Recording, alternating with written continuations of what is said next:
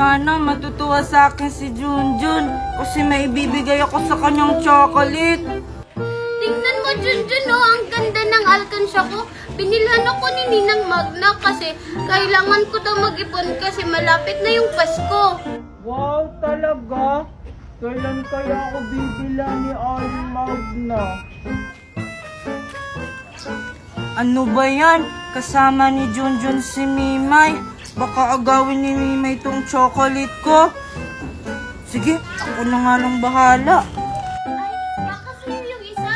May binili pa kasi yung isa si Ninang Magna. Hi, Junjun! O bakit nandito ka, Queenie? Nagpapapansin ka siguro kay Junjun, no? Ay, hindi kaya. Andito kasi ako kasi may ibibigay ako kay Junjun na chocolate.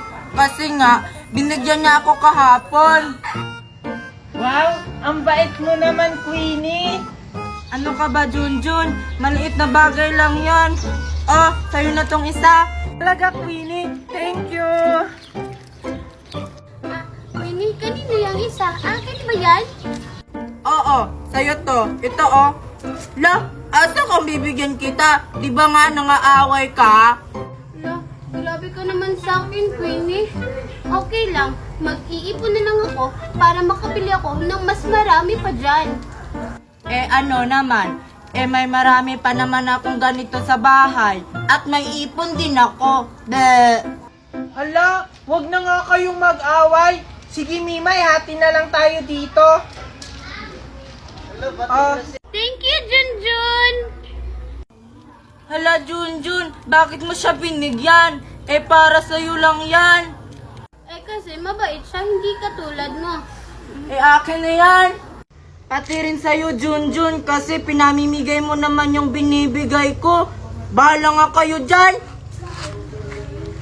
Ang damot mo talaga, Queenie. Bibili rin kami ng ganyan ni Junjun. Ano ba yan? Hirap naman. Hala, muntik na. Ako naman.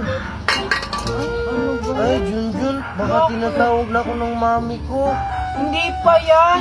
Maaga pa naman eh. Sige, laro ulit tayo. Sige. Ay, parang kulang pa to ha. Kukuha pa ako ng isa para may reserba. Huwag na lang maingay, Queenie. Bibigyan ka na lang namin ni Junjun. Talaga ba? Sige, hindi ko na lang kayo isusumbong. Basta bigyan niyo ako ha. Tagal naman ni Chichay. Wala, papunta dito si Maria. Pupuntahan ko na si Chichay. Oo naman, Queenie. Bibigyan ka namin. Basta huwag ka lang maingay. Chichay! Bakit? Si Maria papunta dito. Queenie, ba't nasa kanya yung suha? Bakit may panungkit dito? Tinabi ko na to kanina ha. Siguro may nanguha. Tignan ko nga sa likod. Anong gagawin natin? Tara, umalis na tayo. Sige! Junjun, Chichay! Anong ginagawa nyo dyan? Siguro kayo yung nanguha ng suha namin, oh! Hindi, no. Hindi kami nakuha ng suha nyo. Ayun o, si Queenie may dalang suha. Siya yung nanguha ng suha nyo. Asaan? Ikaw pala, Queenie, nangunguha ng suha namin, ha? Hindi, napulot ko lang to. Tatanggi ka pa talaga. Ikitang-kita naman may hawak ang suha. Oo, Maria. Siya talaga yung kumuha. Oo, nakita pa nga namin, nanunungkit siya. Hala, bakit ako? Di ba, Chichay, kayo yung nanunungkit? Mangdadamay ka pa talaga. Isusumbong kita sa mami Tiffany ko.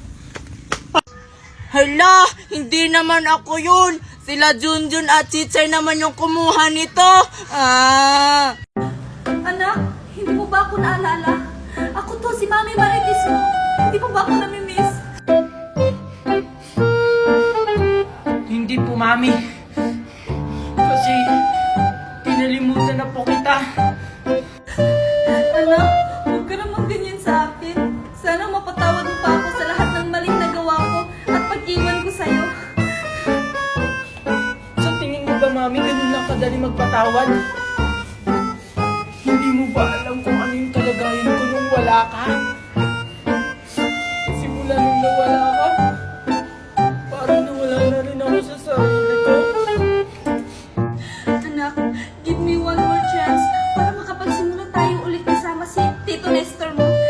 Nestor, my love.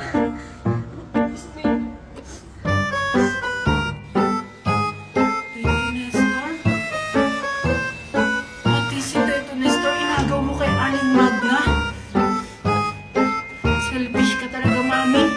Hindi mo iniisip kung ano yung kalagayan ni Aling Magna. Anak, hindi ko inagaw sa kanya si Nestor. Binawi ko lang. At saka di ba, ito yung gusto mo, may daddy ka na. Pero, Mami, mali yung ginagawa mo. May nasasaktan kang ibang tao. Wala akong nasaktan, Junjun. At deserve ni Magna na mawala ng asawa dahil sa akin ang galing si Nestor. Inagaw niya lang sa akin. Aling Magna? Sige, Mami. Umalis na kayo. Teka. Pila mo na kayo dyan, pila. Madam Maria po. Kababata pa, nagjujuwa na agad. Hindi po kami magjowa. Teka lang. Bakit po, Manong Guard? Alam mo bang may patakaran ka sa school? Nakapag-late na bawal lang pumasok? Eh kasi po na-traffic kami sa langit. Tapos nahirapan po si Daddy magpalanding ng aeroplano dito sa school. Ang liit-liit po kasi ng space. Tapos, ang daming pinadalang baon sa akin ni Mami. Grabe naman yan, papasok ka na ng school, naka-airplane pa. Tsaka ano bang laman ng bag mo? Bakit ang dami-dami mong dala? Ah, eto po.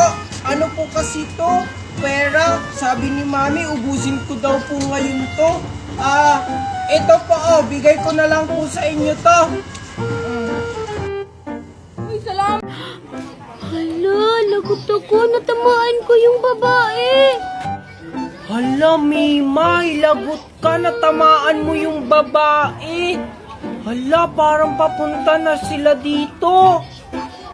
Hala, anong gagawin ko, Junjun? Hoy, kayong mga bata ko yan. Sinong bumato sa akin? Hala, anong gagawin ko? Si Junjun po! Hala, ba't ako, Mimay? Ano? Ikaw talagang bata ka? Matagal na nag-iinit ang dugo ko sa'yo. Hala ka, Junjun. Matagal na daw nag-iinit yung dugo ni Aling Tiffany sa'yo. Hindi naman po ako yung nagbato. Ito si Mimay. Huwag ka nang magpaliwanag, bata ka. Alam mo ba ang sakit-sakit ng binato mo? Gusto mong ipakulong kita? Hala, lagot ka, Junjun. Ipapakulong ka daw.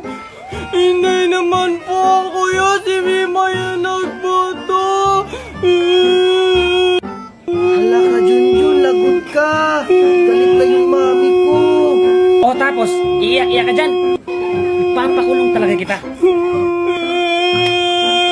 Susumbong ko kayo kay Aling Magna. E di magsumbong ka. Tara na nga, anak. Sakit-sakit nun. Mabuti na lang hindi ako napagalitan. Si Junjun yung napagalitan. Aalis na nga ako. Hala, si Junjun ba yun? Tingnan nyo, tumatakbo. Ayun o! Hoy, Junjun! Oh, bakit? Bakit ka tumatakbo? Halika dito! Kinain ko na ba? Oo. Ah, sige, hindi na. Kasi nagmamadali kasi ako eh. Junjun, ano yung hawak mo? Oo nga, ano yan? Ah, ito. Buto lang to. Binigay ni Aling Magna, itanim ko daw. Parang kakaiba yung hawak ni Junjun. Oo nga. Tayo na nga. Hayaan na lang natin si Junjun. Tara. Tara. Sige, alis na ako. Tatanim ko pa to. Saan ko kaya ito pwedeng itanim? Ah, dito na lang. Sana, totoo yung sinabi nung matanda. Babalikan ko to bukas kung totoo nga yung sinasabi niya.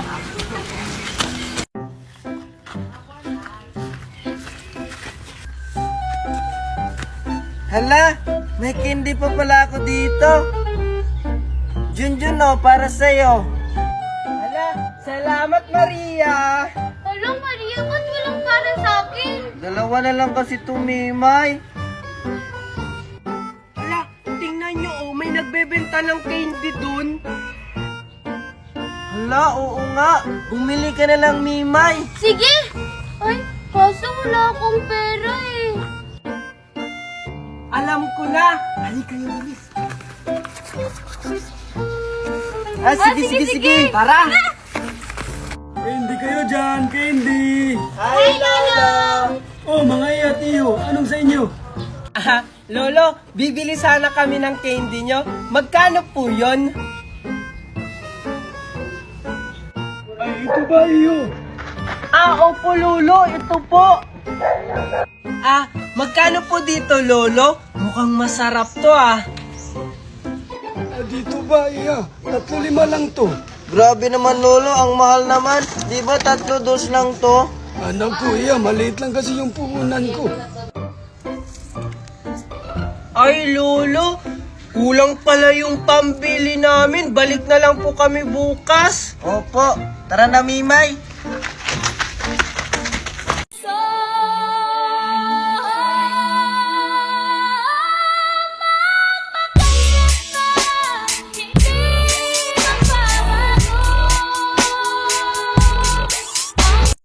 Palimos po! Palimos po! Ang sarap-sarap naman itong pagkain na binili ni Mami galing Amerika. Palimos po! Bata, palimos! Ha? Ikaw manlilimos sa akin? Eh, tignan mo yung mukha mo, ang pangit mukhang unggoy. Grabe ka naman sa akin. Sige na bata, palimos ako. Nagugutom na ako. Kung gusto mong magkapera, magtrabaho ka, huwag ka malimos, mukhang unggoy.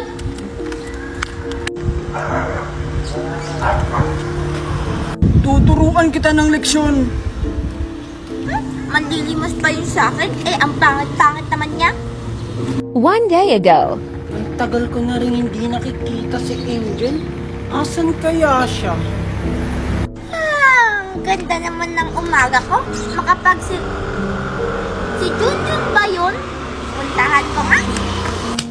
Hi, Junjun! Sino ka? Ba't ganyan yung mukha mo? Ako to, Junjun, si Angel. Niloloko mo na naman ba ako? Anong si Angel? Hindi ikaw si Angel. Ba't ganyan yung mukha mo? Mukhang unggoy. Anong pinagsasabi mo, Junjun? Isusumbong kita kay Mami. Sinabihan mo akong mukhang unggoy. Bilisan mo anak, magmamadali tayo. Wait lang, Mami. O, ano na naman? Mami, bakit ang lalaki ng mga bahay dito? Manila kasi to anak. Ang tawag niyan building. Building. Bakit po ang taas? May nakatira po ba dyan? Malamang anak, may nakatira dyan. Hindi naman yan itatayo kung walang nakatira. Sino po dyan yung nakatira? Dinosaur siguro anak. Malamang tao, pero hindi ko alam kung sino. Mami naman, nagtatanong lang. Mami, paano sila nakakaakyat sa taas? Ano pong ginagamit nilang pang-akyat? May elevator yan anak, doon sila sumasakay pataas. Ano po yung elevator? Sasakyan po yun, Mami. Ay naku anak, ang dami mong tanong. Tara na nga, umalis na tayo. Mami, wait lang. May tanong pa ako sa'yo.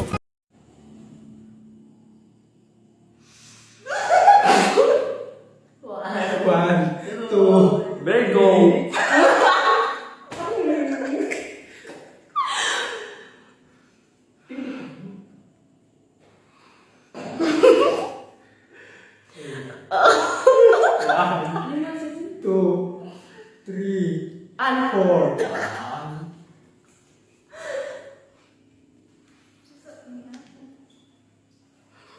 Zebra.